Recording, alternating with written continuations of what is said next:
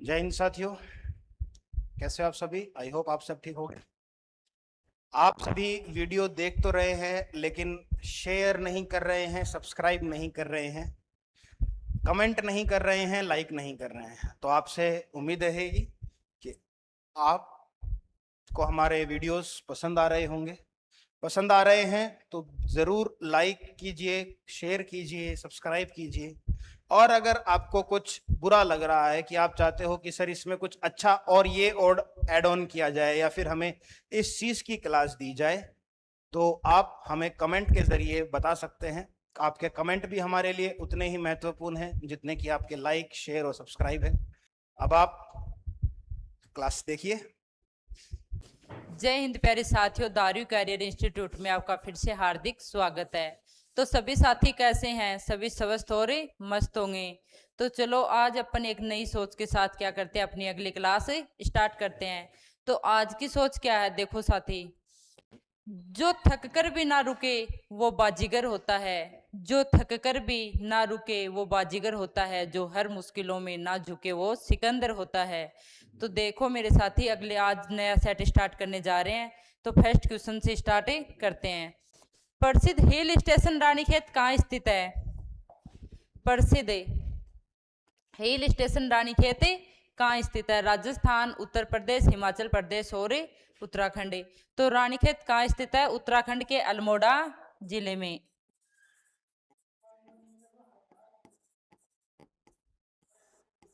उत्तराखंड के अल्मोड़ा जिले में।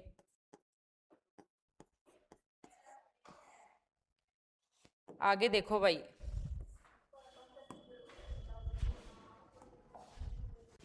भारतीय संविधान में कितने आपातकालीन प्रावधान है? आपातकाल कहाँ से लिए गए, किस देश के संविधान से लिए गए हैं भाई? आपातकाल जर्मनी के संविधान से लिए गए हैं। और कितने आपातकाल हैं? 3। जो कितने में लिए गए हैं? अपने भाग 18 के आर्टिकल 352 से लेकर 360 तक है। तो भाई आपातकाल कौन कौन से हैं? राज्य आपातकाल, राष्ट्रीय आपातकाल और वित्तीय आपातकाल। राष्ट्रीय आपातकाल केंद्र में लगता है और राज्य आपातकाल या राज्य में राष्ट्रपति का शासन और वित्तीय आपातकाल आर्थिक स्थिति में लगाया जाता है। तो कितने आपातकाल लगते हैं? 3 आपातकाल। आगे देखो भाई, नील विद्रोह वर्ष 1859 में कहा हुआ था? नील विद्रोह भाई 1859 में कहा हुआ था? बंगाल के नदिया जिले में हुआ था। बंगाल विद्रोह बंगाल के नदिया जिले में। ये जो बंगाल के नदिया जिले में हुआ था, इसमें क्या हुआ था? ब्रिटिश शासन, जो ब्रिटिश मालिकाना थे, अपने इंडिया को क्या कर रहे थे? बहुत ज्यादा उन पे शोषण कर रहे थे उन लोगों का। और वहां पे जबरन किसानों से क्या करवा रहे थे? नील की खेती करवा रहे थे। तो भाई नील विद्रोह वर्ष 1859 में कहा हुआ? बंगाल में हुआ था। आगे देखो, सत्य के साथ मेरा प्रयोग किसकी आत्मकथा है भाई? सत्य के साथ मेरा प्रयोग किसकी आत्मकथा है? महात्मा गांधी, तारा अली बेग, मौलाना अब्दुल कलाम आजाद और गोविंद वल्लभ पंत। तो किसका है भाई? महात्मा गांधी की क्या ये आत्मकथा है।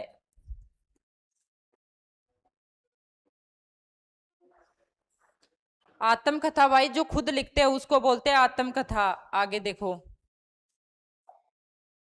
जिम कॉर्बेट राष्ट्रीय उद्यान भारत के किस राज्य में स्थित है? जिम कॉर्बेट राष्ट्रीय उद्यान भारत के किस राज्य में स्थित है? उत्तराखंड के नैनीताल जिले में।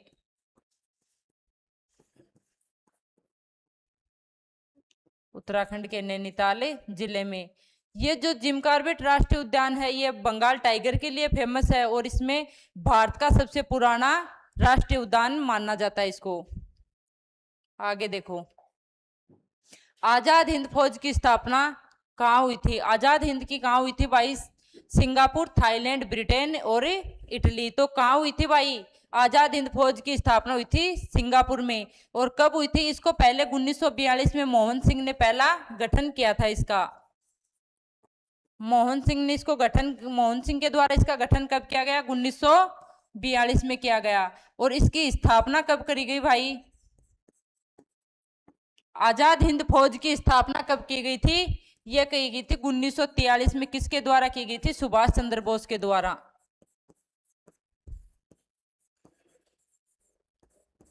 सुभाष चंद्र बोस के द्वारा। आगे देखो भाई, बॉम्बे हाई निम्नलिखित में से किसके उत्पादन के लिए जाना जाता है? बॉम्बे हाई किसके उत्पादन के लिए जाना जाता है भाई? इस्पात, कोयला, सोना और पेट्रोलियम। तो किसके लिए? पेट्रोलियम इस कच्चा तेल, कच्चे तेल। तो किसके लिए भाई, किसके उत्पादन के लिए फेमस है? पेट्रोलियम के लिए। आगे देखो, भारत के गृह मंत्री कौन है? आज पॉलिटिक सेटों में तीसरी बार आ चुका है भाई। कौन है केंद्रीय सरकार का गृह मंत्री? कौन है? अमित शाह है।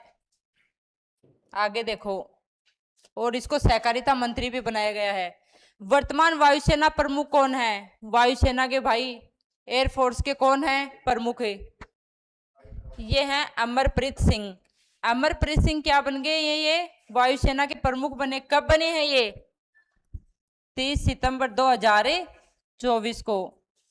एयरफोर्स मार्शल कब बन गए? ये 30 सितंबर 2024 को प्रमुख अपना पद ग्रहण कर लिया है। आगे देखो, 2026 टी20 विश्व कप का फाइनल कहाँ आयोजित किया गया? 2026 में विश्व कप जो टी20 का कहाँ आयोजित किया गया है? अहमदाबाद। अहमदाबाद में कहाँ है? नरेंद्र मोदी स्टेडियम, नरेंद्र मोदी स्टेडियम में। इसको पहले किस स्टेडियम से जाना जाता था? मोटेरा स्टेडियम। पहले इसको मोटेरा स्टेडियम बोला जाता था भाई, मोटेरा स्टेडियम। यह है अहमदाबाद गुजरात में। और जो इनका फाइनल हुआ वो किन टीमों के बीच में हुआ है? इंडिया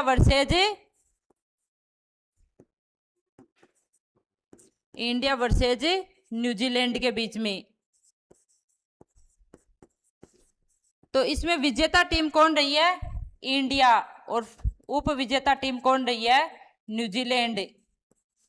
तो इसी में लगातार 2 बार टी20 में विश्व कप जीतने वाली टीम कौन सी बन गई है? इंडिया बन गई है। तो आगे देखो भाई, ओणम भारत के किस राज्य में मनाया जाता है? मैंने कल ही बताया था आपको पॉलिटिक सेट में। ओणम कहाँ मनाया जाता है? केरल में मनाया जाता है। केरल का मैंने बताया था बहुत फेमस है। और यहाँ का कौन है? विशु, ओणम और वल्लम काली वोट रेस। तो भाई कर्नाटक के भी मैंने आपको बताए थे। कर्नाटक के कौन कौन से बताए थे मैंने? हम्पी, पटादकल, करगा, उगादी। उगादी दक्षिण भारत का नववर्ष भी बताया था। गोवा के भी मैंने बताए थे आपको। गोवा में चिक्कल कालो, 3 किंग्स, मैंगो फेस्टिवल, विवाह कार्निवल्स और सांजाव बताए थे गोवा के। तमिलनाडु के भी भाई, तमिलनाडु में पूंथड़ू, चित्रार्थी और पुथड़ू चित्रार्थी कहाँ के हैं? तमिलनाडु के। आगे देखो, 2011 की जनगणना के अनुसार भारत में किस राज्य की साक्षरता दर सबसे अधिक है? किस राज्य की साक्षरता दर सबसे अधिक है भाई? इसमें किसकी होगी? तमिलनाडु, कर्नाटक, केरल और सिक्किम। तो सर्वाधिक साक्षर राज्य कौन सा है? केरल। यहाँ की साक्षरता 94% है। सेकंड नंबर पे कौन सा राज्य है जिसकी साक्षरता सर्वाधिक है? वो है मिजोरम।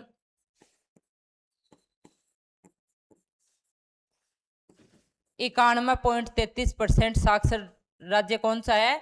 मिजोरम। सबसे कम साक्षर वाला राज्य कौन सा भाई? बिहार। सबसे कम साक्षरता वाला कौन सा है? बिहार। आगे देखो, स्वामी विवेकानंद के आध्यात्मिक गुरु कौन है?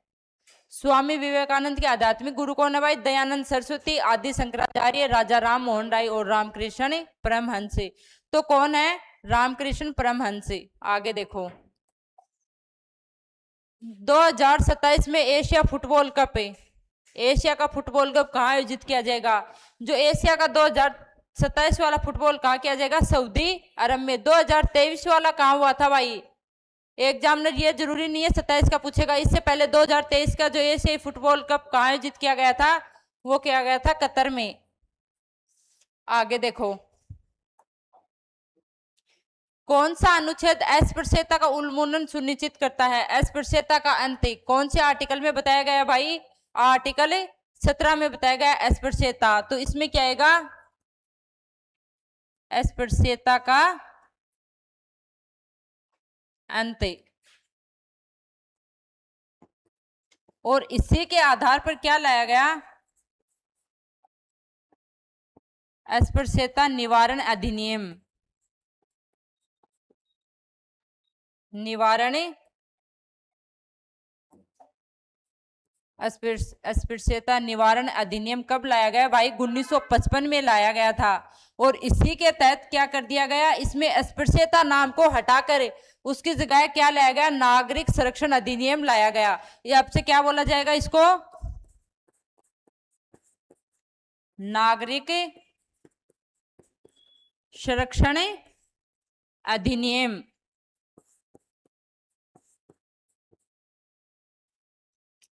और आर्टिकल 16 में क्या बताया गया है, लोक नियोजक कार्यों में सभी को अवसर की समानता।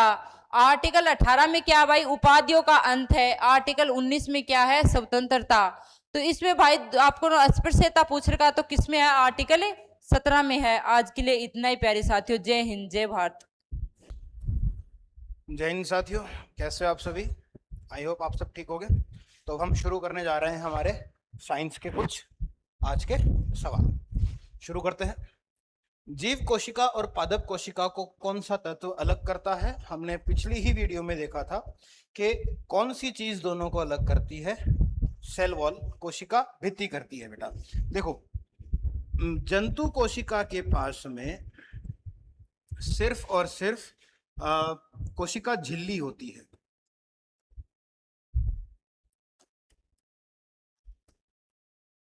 क्या होती है बेटा? सिर्फ कोशिका झिल्ली होती है। वहीं पे पादप के पास में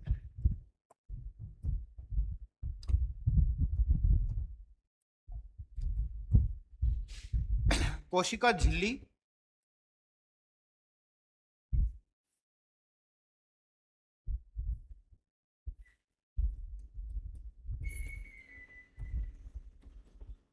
जंतु कोशिका के पास में सिर्फ कोशिका झिल्ली, और इसके पास में कोशिका झिल्ली तो होती है, ये तो दोनों में होगी। कोशिका झिल्ली मतलब सेल मेम्ब्रेन दोनों के पास में होती है, लेकिन पादप कोशिका में सबसे बाहरी जो आवरण रहता है वो किसका रहता है? कोशिका भित्ति का रहता है बेटा, मतलब सेल वॉल का रहता है बेटा। आगे बात समझ में? नाभिक सबके पास में होता है। सब हर प्रकार का कोई भी अगर एटम है, एटम के पास में भी होगा, या फिर कोई भी अगर कोशिका है उसके पास में न्यूक्लियस होगा ही होगा। ठीक है। साइटोप्लाज्म क्या होता है? जो भी द्रव पाया जाता है किसी भी कोशिका के अंदर, कोई भी लिक्विड सब्सटेंस जो पाया जाता है, जिसके अंदर आपके सभी सेल ऑर्गेनेलीज जैसे कि mitochondria, ribosome, endoplasmic reticulum, lysosome सभी आते हों, वो सब किस में आते हैं? साइटोप्लाज्म के अंदर ही निहित होते हैं, मतलब उसी के अंदर पाए जाते हैं। ठीक है। अगला सवाल देखते हैं। निम्नलिखित में से कौन स्वपोषी है, ऑटोट्रॉफिक है? बेटा, ऑटोट्रॉफिक का मतलब होता है वे जो अपना खाना खुद बनाते हों।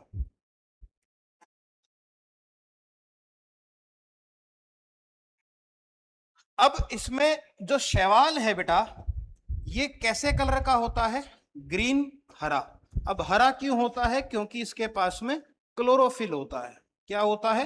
क्लोरोफिल।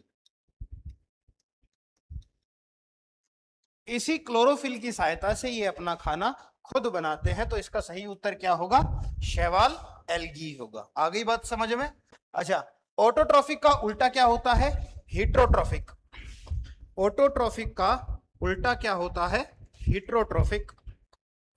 मतलब ऐसे जीव जो दूसरे के ऊपर अपने खाने के लिए निर्भर हों। अगला देखते हैं हम। पुरुषों में शुक्राणु कहां उत्पन्न होते हैं बेटा? वृषण में, टेस्टिस में होते हैं। ठीक है। अगला, हीमोग्लोबिन में कौन सा खनिज पाया जाता है? अच्छा, उससे पहले ये क्या याद रखना है कि हीमोग्लोबिन कहां पाया जाता है? आरबीसी मतलब रेड ब्लड सेल्स के अंदर आपका क्या पाया जाएगा? हीमोग्लोबिन पाया जाएगा। ठीक है। इसके अंदर पाया जाएगा, आरबीसी के अंदर, रेड ब्लड सेल्स के अंदर आपका हीमोग्लोबिन पाया जाता है, जिसके अंदर क्या होता है? आयरन होता है। लोहा होता है। ठीक है, आगे बात समझ में, तो उसका सही उत्तर क्या होगा? लोहा। ठीक है, अगली बात करते हैं। मलेरिया किसके कारण होता है बेटा? मलेरिया प्लाज्मोडियम के कारण होता है। प्लाज्मोडियम क्या है? एक प्रकार का मच्छरों द्वारा फैलाया जाने वाला वायरस है। प्लाज्मोडियम प्रॉपर उसका नाम है, इसलिए हमें प्लाज्मोडियम के ऊपर क्लिक करना होगा। ओके, अगला सवाल हम देखते हैं। पेंसिल का प्रयोग निम्न में से किस में किया जाता है? पेंसिल का इस्तेमाल किस में होता है? ग्रेफाइट में। पेंसिल में किसका इस्तेमाल होता है? ग्रेफाइट में। जो उसकी नोक होती है वो किस चीज की बनी होती है? ग्रेफाइट की बनी होती है। अच्छा, ग्रेफाइट नाम आ रहा है तो मैं यहाँ पे कार्बन की बात बताना चाहूंगा कि ग्रेफाइट जो है कार्बन से मिलके बना रहता है। देखो बेटा, कार्बन के अलग अलग एलोट्रोप पाए जाते हैं, मतलब अलग अलग रूप, अपरूप पाए जाते हैं। एलोट्रोप को बोलते हैं अपरूप। कौन कौन? जैसे कि मैं बात करूं, डायमंड,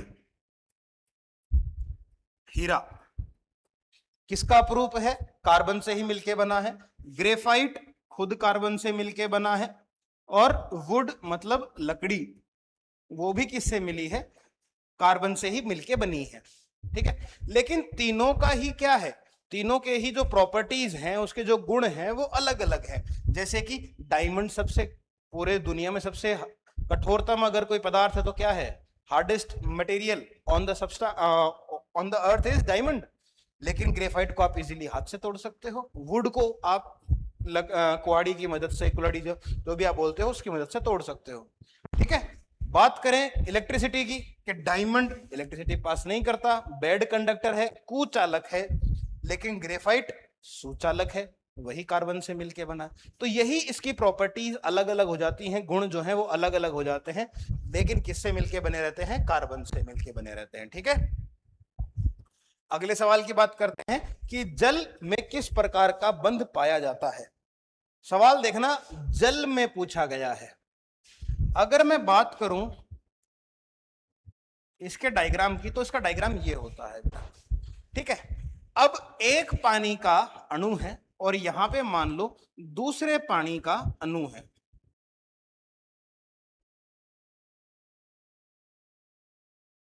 अब यहां पे क्या होगा? जब ये एक दोनों से जुड़ेंगे, जब एक के बाद में एक जुड़ेंगे, तो यहां पे क्या होगा? ये कुछ इस प्रकार का हो जाएगा बेटा। तो जल के अंदर कौन सा पाया जाता है? हाइड्रोजन बंध पाया जाएगा। कौन सा बॉन्ड? Hydrogen bond. लेकिन लेकिन लेकिन याद क्या रखना है कि अगर जल के अणु में पूछे, वाटर के मॉलिक्यूल में पूछे, मतलब ये जो ऑक्सीजन जो बॉन्ड बना रहा है, जो बंध बना रहा है, इसके बारे में पूछे, तो ये बंध कैसा हो जाएगा? सह संयोजक, कोवेलेंट हो जाएगा। अब यहां पे जल में पूछा है तो जल में कैसा होगा? हाइड्रोजन होगा। लेकिन जल के अणु के अंदर अगर पूछेगा तो हम क्या बोल देंगे कि साहब सह संयोजक होता है। आगे बात समझ में। अगला देखो, निम्नलिखित में से कौन अत्यधिक संपीड़ित है? संपीड़ित है मतलब हाईली कंप्रेसिबल है। देखो बेटा, सॉलिड को तो आप बिल्कुल भी कंप्रेस, संपीड़ित नहीं कर सकते। लिक्विड बहुत ही कम, मतलब नगण्य, मतलब ये भी लगभग लगभग क्या है? जीरो है। तो कौन सा ऑप्शन बचा? गैस बचा। गैस को संपीड़ित किया जा सकता है। गैस को संपीड़ित करके ही हम सीएनजी और एलपीजी जैसी गैसेस का काम में लेते हैं। सीएनजी का फुल फॉर्म क्या होता है बेटा? Compressed natural gas. और वहीं पे एलपीजी का पूरा नाम क्या होता है? Liquefied petroleum gas. हिंदी में बात करूं तो बोलते हैं प्राकृतिक, सॉरी, संपीड़ित प्राकृतिक गैस।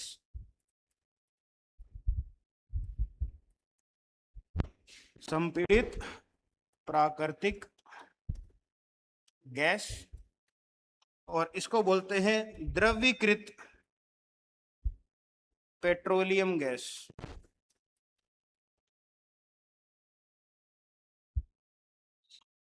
आगे बात समझ में।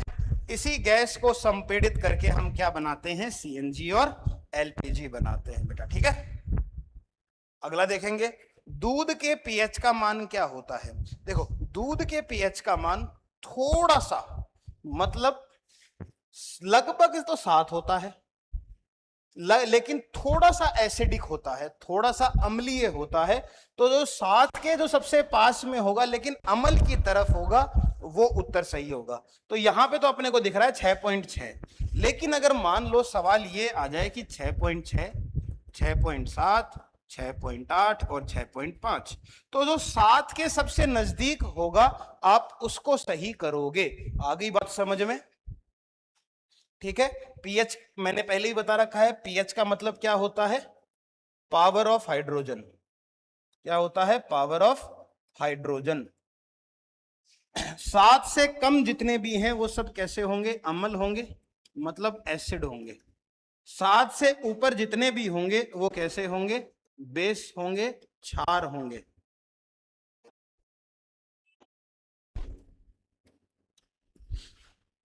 ठीक है। अब सर याद नहीं रहता तो ऐसे याद रख लो, ए पहले आता है या बी पहले आता है। ए पहले आएगा तो 7 से पहले वाले कैसे हो जाएंगे, अमल। चाहे हिंदी में कर लो, ऐसे ए पहले आएगा या फिर श लास्ट में पहले आता है, ए पहले आता है।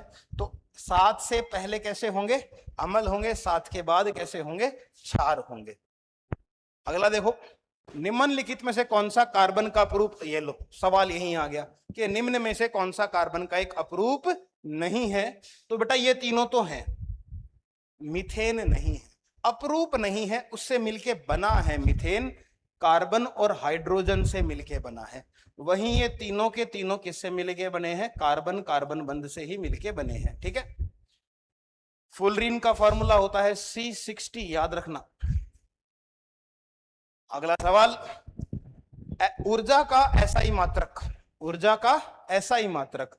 तो बेटा ऊर्जा हो तो जूल होगा, क्या होगा, जूल होगा। अभी याद रखना, देखो एक बात बताता हूं, ऊर्जा मतलब एनर्जी, वर्क मतलब कार्य, और पावर, पावर को भी हम जूल में लिख सकते हैं लेकिन ऐसा ही इकाई नहीं होगी पावर की। तो ऊर्जा और वर्क मतलब एनर्जी और कार्य, ऊर्जा और कार्य, एनर्जी और वर्क, इनकी एसआई इकाई क्या होगी, जूल ही होगी, हमेशा याद रखना। न्यूटन किसकी होती है बेटा, बल की होती है, याद रखना। एम्पियर किसकी होती है, विद्युत धारा मतलब इलेक्ट्रिक करंट की। बल को क्या लिखते हैं, फोर्स। और मोल किसकी होगी, अगर किसी पदार्थ की मात्रा बतानी है, पदार्थ की मात्रा, अमाउंट ऑफ सब्सटेंस या फिर मैटर, अमाउंट ऑफ मैटर की एसआई इकाई क्या होती है, मोल होती है। कई बार ई लगा हुआ रहता है, कई बार ई नहीं लगा हुआ रहता है, दोनों ही याद रखोगे, ठीक है। अगले की बात करते हैं, एक कार 10 सेकंड में अपनी गति 54 किलोमीटर प्रति घंटे से 90 किलोमीटर प्रति घंटा कर लेती है। अच्छा यहां पे देखना, किलोमीटर प्रति घंटा, किलोमीटर प्रति घंटा, लेकिन यहां पे क्या है, सेकंड है, और उत्तर भी किस में पूछा है, मीटर प्रति सेकंड में। तो इस किलोमीटर प्रति घंटे को किस में बदलेंगे, मीटर प्रति सेकंड में। तो मैंने बहुत अच्छा सा फार्मूला बता रखा है कि किससे गुणा कर देना, 5/18 से कर देना, ठीक है। और अगर उल्टा दे रखा हो कि आपको मीटर प्रति सेकंड दे रखा हो और आपको किलोमीटर प्रति घंटे में करना हो तो 18/5 से गुणा कर देना। तो जब मैं इसको गुणा करता हूं तो 18 मतलब कितना हो गया, 15 मीटर प्रति सेकंड, ठीक है। ये इसकी क्या हो गई, यू मतलब प्रारंभिक वेग। v की बात अगर मैं करूं तो 90 किलोमीटर हो रखा है, तो 5/18 से गुणा करूंगा तो 5 बार कटा तो 25 मीटर प्रति सेकंड हो गई भाई साहब। v का मतलब अंतिम वेग, फाइनल वेलोसिटी। एक्सेलरेशन निकालना है तो बेटा फॉर्मूला मुझे पता है, प्रारंभिक मतलब अंतिम वेग माइनस प्रारंभिक वेग, इससे निकल जाएगा बटे टाइम। लगाओ फार्मूले में, फॉर्मूले में जब लगाऊंगा तो 25 माइनस 15 कितने देर में कर रहा है? 10 सेकंड में कर रहा है। करोगे तो 10/10, तो 1 मीटर प्रति second square. Option number A बिल्कुल सही हो जाएगा। बोलो, बात समझ में आ गई क्या? अगला सवाल देखो, घरेलू संस्थापन में पंखे और लैंप इनमें से संयोजित किए जाते हैं कि घर के अंदर जो हम कनेक्शन करते हैं लाइट का वो कैसा होता है? तो हमेशा वो समांतर क्रम में किया जाता है बेटा। किस क्रम में किया जाता है? समांतर क्रम में किया जाता है। और इसका उपयोग कहां किया जाएगा? शादियों में जो लाइट लगती है ना, या फिर जो लाइट हम सजावटी लाइटें हम घर पे लगाते हैं, सजावटी लाइट, उसके अंदर डेकोरेटिव जो लाइट्स होती हैं उसके अंदर जो आप कौन से क्रम में जोड़ते हो बल्बों को? श्रेणी में जोड़ते हो। अच्छा, सीरीज में जोड़ते हो। ठीक है, डेकोरेटिव लाइट्स और वेडिंग्स के अंदर आप सीरीज में जोड़ते हो। घर के अंदर आप किस क्रम में करते हो? श्रेणी क्रम, समांतर क्रम में करते हो, पैरेलल में करते हो। ठीक है, अगला देखो, किस पदार्थ का घनत्व सबसे अधिक है? ठीक है भाई साहब, हमसे डेंसिटी पूछ रहा है कि डेंसिटी सबसे ज्यादा किसमें है। तो अगर बात करूं मैं थर्मोकॉल की, अच्छा भाई, थर्मोकॉल एक प्रकार का सॉलिड है, ठोस है। ठीक है, भाप है ये तो, स्टीम तो भाप हो गई, द्रव हो गया, बर्फ सी हो गई, ठोस हो गई, सॉलिड हो गई।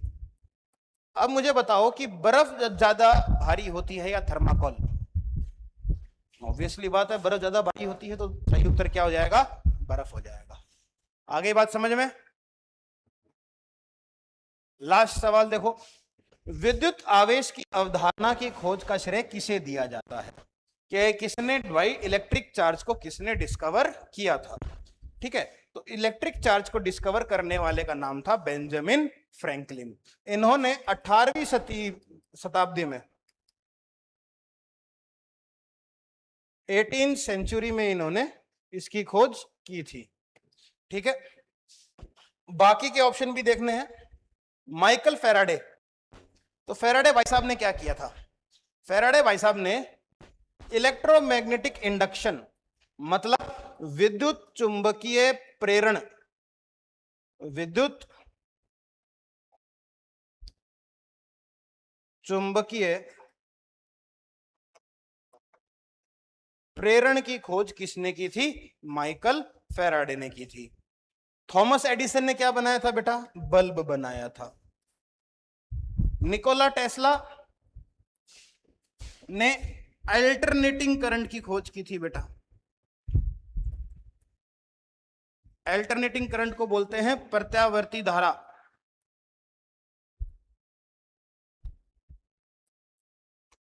कौन सी धारा कहते हैं? प्रत्यावर्ती धारा। उसकी खोज किसने की थी? सर निकोला टेस्ला ने की थी। ठीक है, तो ये है आपके सवाल आज के। आई होप आपको अच्छा लगा होगा। अगर अच्छा लगा है तो प्लीज सब्सक्राइब जरूर कीजिएगा, शेयर करना बिल्कुल मत भूलिएगा, लाइक और कमेंट, आपकी राय हमारे लिए बहुत ही ज्यादा महत्वपूर्ण है। चलो चलो शुरुआत करते हैं भाई मैथ से। मैथ का पहला क्वेश्चन है 31। ये बोल रहा है 5/4 और 2/3 का योग क्या होगा? इनका सम पूछा है। तो देखो, सबसे पहली बात, 5/4 है और 2/3 है, इनका योग पूछा है। तो सबसे जो हर संख्या है 4 है और 3 है, इनका अपन एलसीएम लेंगे। तो एलसीएम लेने के लिए 3 अभाज्य संख्या है और 4 सम संख्या है। ठीक है ना, तो इनसे गुणा कर दे, 4 3 12, इनको 12 से गुणा कर दो और इसको भी 12 से गुणा कर दो और फिर इन दोनों को जोड़ दो। 12 से कितनी बार जा रहा है भाई? 3 बार। और ये कितनी बार जा रहा है? 4 बार से। दो तरीका बता रहा हूं। पहला तरीका यही है, 5 3 15 प्लस 4 दूनी 8, नीचे तो 12 है ना, एलसीएम तो इनका 12 ही आया ना, इनको जोड़ो, कितना आया? 23/12। कितना आया? 23/12। देखते हैं ऑप्शन में है क्या? बिल्कुल है, ऑप्शन नंबर बी। लेकिन एक दूसरा तरीका और भी करते हैं भाई, ऐसा ना करके अपन दूसरे तरीके से करें तो 5/4 प्लस 2/3 है, क्रॉस मल्टीप्लाई कर दो इनको। क्या करना है? क्रॉस मल्टीप्लाई करना है। क्रॉस मल्टीप्लाई का मतलब क्या भाई? ये इसको इससे गुणा करना है और इसको इससे गुणा करना है। 5 3 15, 4 दूनी 8 और इनका एलसीएम कितना आ रहा है? 12। 4 और 3 का एलसीएम कितना आ रहा है? 12। को जोड़ा तो 23/12। अपना आंसर क्या है? 23/12। Option number B. Question number 32 की बात करूं, ये बोला है, देखो सबसे शानदार क्वेश्चन है भाई। अगर मैं दो बता रहा हूं, एक दूसरा ही क्वेश्चन कर रहा हूं एग्जांपल के तौर पे। ये बोल रहा है 10 10 10 10 और 10। 10 कितनी बार है? 5 बार। बोल रहा है इसका एवरेज या औसत कितना आएगा? ये 10 5 बार है, औसत पूछे तो जो संख्या बार बार रिपीटेड हो रही है ना, रिपीटेशन में है, तो वही उनका एवरेज होता है, चाहे कितनी बार भी आए। जरूरी नहीं है ये 5 बार आए, ये 4 बार भी आ सकता है। अगर 4 बार आएगा तो इसका औसत भी कितना आएगा? 10 आएगा। 3 बार आएगा तो इसका औसत एवरेज कितना आएगा? 10 ही आएगा। चाहे 8 बार आए, कंटिन्यूटी में जो रिपीट हो रहा है उसका एवरेज वही होता है, तो इनका औसत है, औसत कितना आएगा? औसत आएगा भाई 10। कितना आएगा? 10। ठीक है, लेकिन ये ऐसा नहीं बोल रहा। ये क्या बोल रहा है? क्वेश्चन अपना ये है भाई कि 10 फिर 10 है, फिर 0 फिर 10 फिर 10। संख्या कितनी है? संख्या की अगर मैं सबकी बात करूं तो संख्या कितनी आ रही है भाई? संख्या तो आपकी आ रही है 5, और इन संख्याओं का योग कितना आ रहा है? 40। तो योग बटे, हमेशा औसत का फॉर्मूला होता है, औसत का फॉर्मूला होता है योग बटे संख्या, योग बटे संख्या। ठीक है, योग कितना आ रहा है? 40। 40 में 5 का भाग दिया, कितना आया? 8। तो एवरेज अपना औसत कितना आया भाई? 8। सही आंसर कितना है? 8। अगले क्वेश्चन, अगला है यदि x से y का अनुपात, यदि x से y का अनुपात है, x और y का अनुपात कितना आ रहा है? 2:3 आ रहा है। तो y से x का अनुपात पूछा है तो 3:2 हो जाएगा भाई। कितना हो जाएगा? 3:2 हो जाएगा। अपोजिट है ना, अगर y अनुपात ही पूछे तो 3:2 हो जाएगा।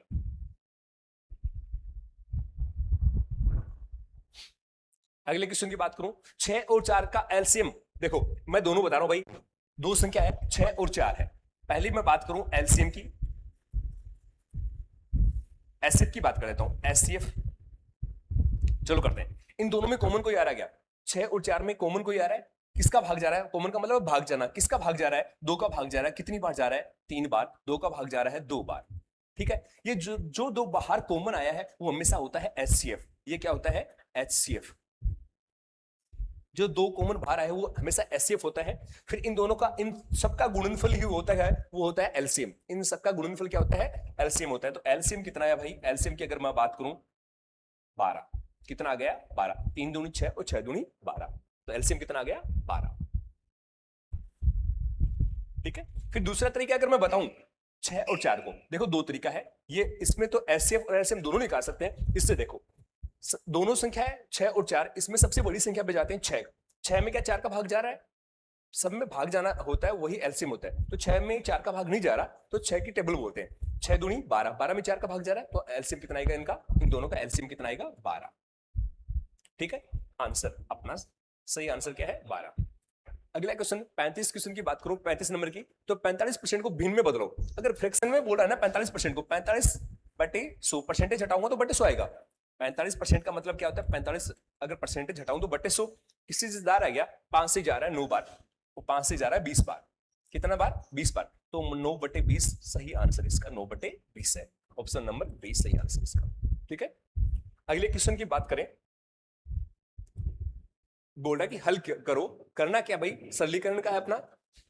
ये बोला देखो 0.25 प्लस 1.47 माइनस 0.46। इसमें देखो सबसे पहले ये दोनों प्लस प्लस किए, ये माइनस के, तो एक बार इनको नहीं जोड़ेंगे। ये देखो इससे क्या इन दोनों का अंतर हो रहा है? ये प्लस का है, ये माइनस का है, तो अंतर करेंगे तो पॉइंट के नीचे पॉइंट आना चाहिए। अगर बेसिक से बात करूं तो देखो 1.46, अगर इसका माइनस करना है तो पॉइंट के नीचे पॉइंट रखना है। पॉइंट के नीचे पॉइंट, पॉइंट से पहले 0 है, पॉइंट के बाद में 4 और ये 7 था भाई, ये 6 है। ठीक है, इन दोनों का डिफरेंस करेंगे, अंतर करेंगे तो ये 1 आया, 0 और 1, इसका यही तो आ रहा है। लेकिन ऐसे डायरेक्ट करते हैं तो देखो 47 में से 46 गया तो 0.01 आएगा। ठीक है, पॉइंट के बाहर क्या है? 1, तो 1 आ गया। अब इन दोनों को जोड़ना है, इन दोनों को जोड़ें तो पॉइंट के बाद में क्या है? 25, पॉइंट के बाद में क्या है? 0 1, तो कितना हो जाएगा? 0.26, पॉइंट से पहले क्या है? 1। ये सही आंसर अपना ऑप्शन नंबर डी। क्वेश्चन 37 की बात करें, 5 भुजाओं वाले आकृति को क्या कहते हैं भाई? 5 भुजाओं की आकृति को क्या बोलते हैं? पंचभुज। क्या बोलते हैं? पंचभुज। जिसकी अगर 5 भुजा, इसकी साइड है, इसकी साइड कितनी है भाई? 5 भुजा। चलो ए से रिप्रेजेंट कर रहा हूं मैं, 5 है उसको पंचभुज बोलते हैं। अगर 8 है, जिसकी 8 भुजा है उसको अष्टभुज बोलते हैं। जिसकी 3 भुजा है उसको त्रिभुज बोलते हैं। वर्ग जिसकी 4 भुजा होती हैं, वर्ग में कितनी भुजा होती हैं? 4, इसको वर्ग बोलते हैं। ठीक है, अपना आंसर क्या था? 5 भुजाओं को क्या बोलेंगे अपन? पंचभुज। एक पिता और उसके पुत्र की आयु का अनुपात, पिता और पुत्र की आयु का अनुपात, पिता है और पुत्र है, उनकी आयु का अनुपात बोल रहा है 35:7 बोल रहा है। ठीक है, अनुपात क्या होगा? अगर आयु बोल रहा है 35 है, इसकी आयु 35 है और पुत्र की आयु कितनी है? 7 वर्ष है, तो इनका अनुपात बनाते हैं अपन। पिता की आयु थी 35 वर्ष, पुत्र की आयु है 7 वर्ष है भाई। ठीक है, इनका रेशियो अनुपात बनाते हैं तो 35:7 आ गया। किससे जा रहा भाई? 7 से 1 बार, 7 से 5 बार। तो पूछा क्या है? पिता और पुत्र की आयु का अनुपात पूछा है। पिता कितने है, रेशियो कितना आ रहा है? 5, और पुत्र का कितना आ रहा है? 1, तो 5:1 ही अपना सही आंसर है भाई। 5:1, ऑप्शन नंबर सी। ठीक है, अगले क्वेश्चन की बात करें। अगले क्वेश्चन की बात करें तो ये बोल रहा है यदि 5 संख्याओं का औसत, देखो औसत की बात आ रही है तो एवरेज की बात आ रही है, तो सबसे पहले क्या करते हैं? लिखते हैं संख्या। क्या लिखते हैं? संख्या। ठीक है, संख्या और औसत, इनका गुणनफल हमेशा क्या होता है? योग होता है। इनका गुणनफल हमेशा क्या होता है भाई? योग होता है। ठीक है, संख्या और औसत का योग गुणा गुणनफल होता है, वो हमेशा योग होता है। संख्या कितने बोल रहा है? 5। 5 संख्याओं का औसत,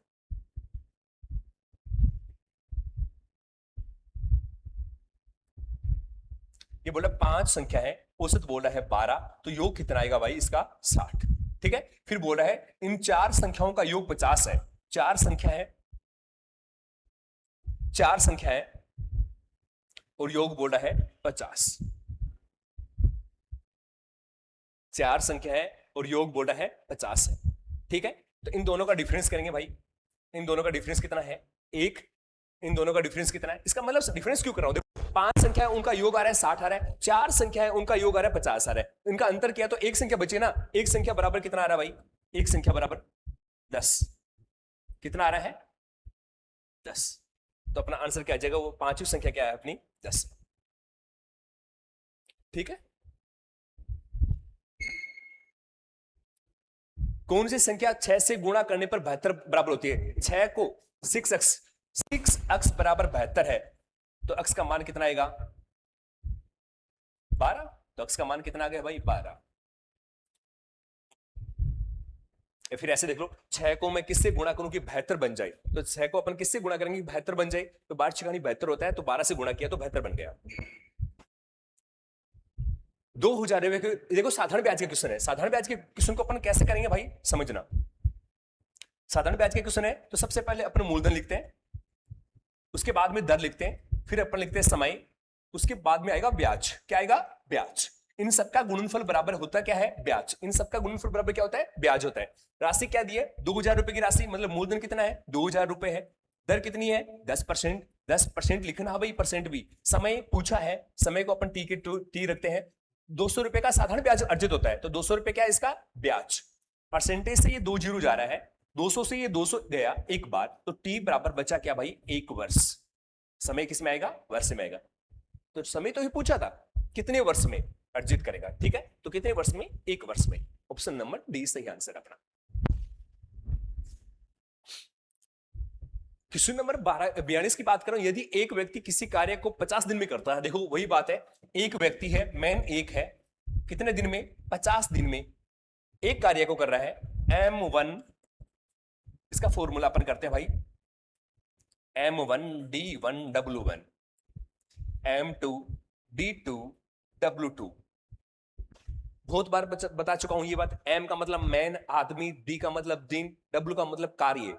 ठीक है, तो देखो वर्क कितना है? एक व्यक्ति, एक मैन कितने किसी कार्य को, मतलब एक कार्य को 50 दिन में कर रहा है, तो 5 लोगों को या 5 आदमी को, 5 आदमी उसी कार्य को, मतलब एक कार्य को पूरा करने में कितने दिन लगेंगे? डे की बात कर रहा है।